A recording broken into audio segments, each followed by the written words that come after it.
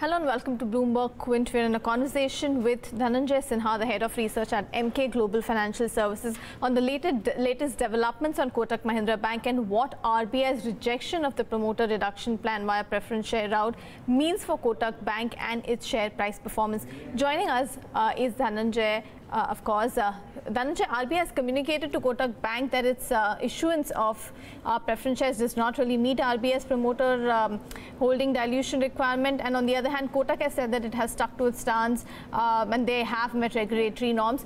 So given this entire situation, what do you think could be the next probable step and the best option for Kotak in the current situation? So I think the debate on this issue between the bank and the RBI will continue. I think that is the foreseeable action that I can see. The bank has said that its proposal is justifiable within the current regulatory norms, and the RBI said that this instrument, this preferential share issuance cannot be considered as part of the dilution that the RBI expects, and we are of the opinion that given the context that this instrument may not be considered as pure equity, and since it will have a credit nature, it will go through the P&L eventually, and also under the Ind AS norms also it is not recognized as the equity capital, and hence I think that is the thing that will need to be debated.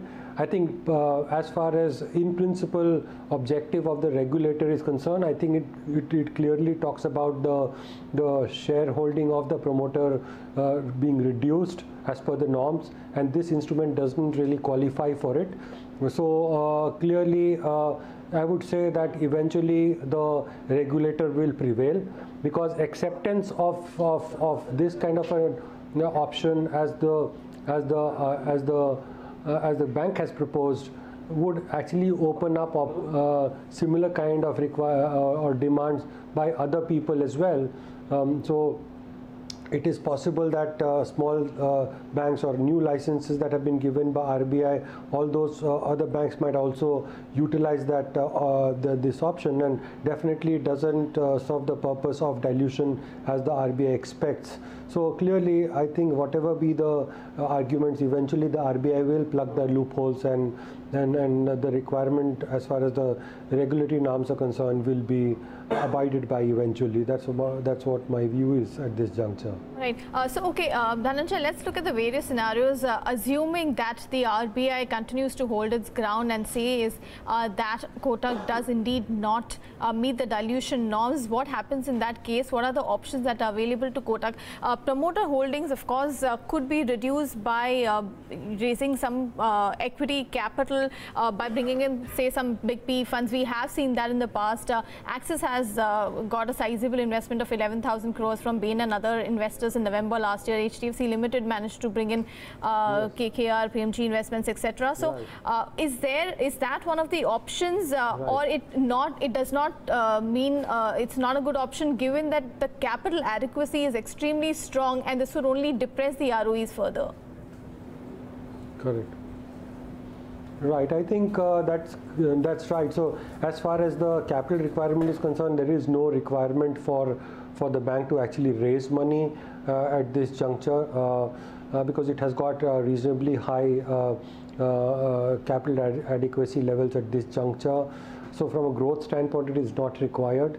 And I think in the recent quarterly, the last quarterly result also indicates that the bank is not going to grow at a very rapid pace such that it requires the capital in the near term. So clearly, if the fundraise happens, it can actually depress the ROE. So that will be a sort of a negative for the stock at the end of it. So I think that option possibly may not happen.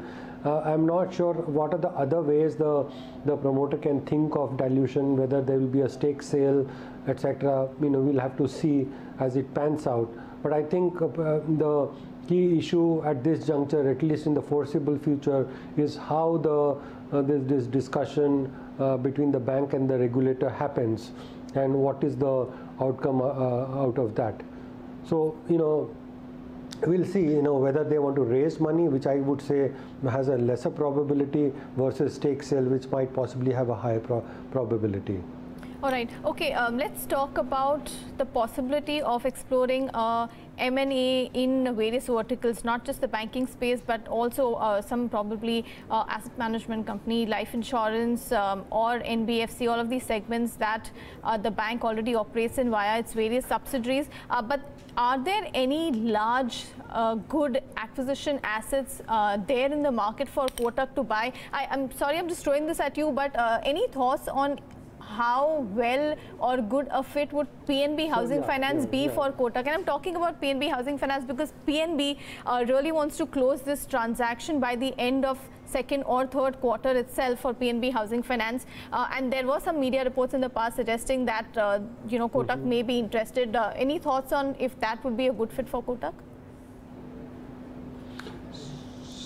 So I think as far as the Kotak Bank is concerned, this dilution debate has been there for several years, and one option that has been looked at is acquisition of other banks and other things. I think they had done this ING Vaisya Bank acquisition also earlier. So I think there can be many contenders within the banking sector and also outside of the core banking sectors, as you said, PNB Housing, as you mentioned. I think those options are clearly those have very high probability of happening. I would say the way the bank is trying to grow in size, as they have demonstrated with the acquisition of the bank that they had actually acquired recently. So I think they're clearly looking at banks that they would want to acquire. There are talks and rumors that are going around, but definitely there are options within the private sector banks itself.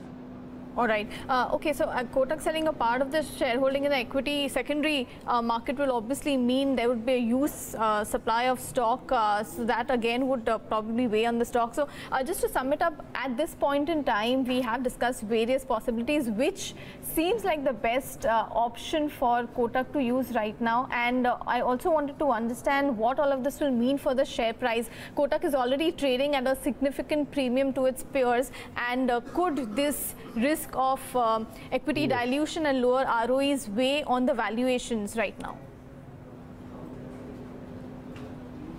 So I think first of all, I would say that the fact that there is an attempt to retain the core equity holding itself is going against the intent of the regulatory requirement, and that itself would translate into certain correction in the stock price.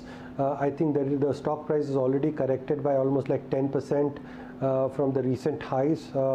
I think with this kind of a scenario, possibly there can be further correction in the near term. The dilution, as it happens, depends on what is the type of dilution that can happen. So we'll see whether there is sort of additional shares that are actually floated, or there is a sort of sell-off of certain share portion of the shareholding. Definitely the supply of the stock will actually increase.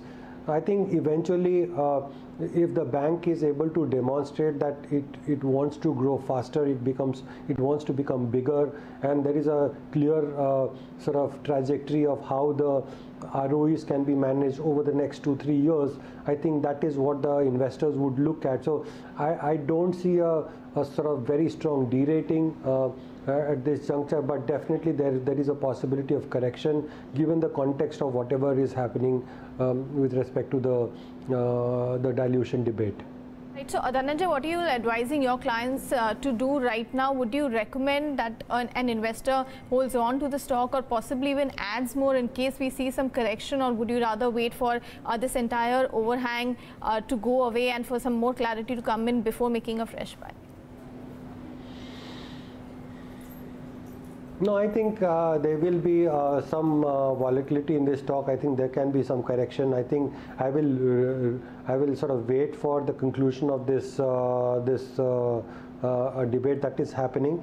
Eventually, I'm also looking at how the bank would want to grow. Clearly, the bank wants to grow and become bigger. It has been acquiring banks, and those things are very important to really look at.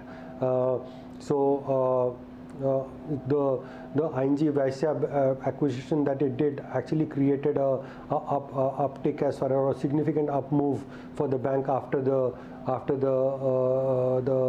deal was closed. So possibly there will be more of such things will happen. We'll have to see which are those targets. Possibly, those events or opportunities will also create investment opportunities for investors. So I think a lot can happen in this bank.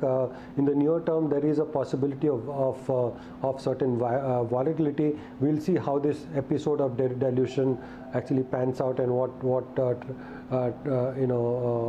is the final conclusion that RBI reaches for the bank, and that is something that we'll wait for. So to answer your question, I will wait for this thing to actually get concluded. All right, so M&A talks possibly will come back to the fore for Kotak Mahindra Bank, and we could see some volatility till more clarity emerges on what the next steps are going to be for Uday Kotak. But Dhananjay, thank you very much for joining us. Appreciate your time. And for you guys, thanks for watching. And for any more updates and details, you can log on to our website and read the story. Thanks for watching. This is Bloomberg Quint.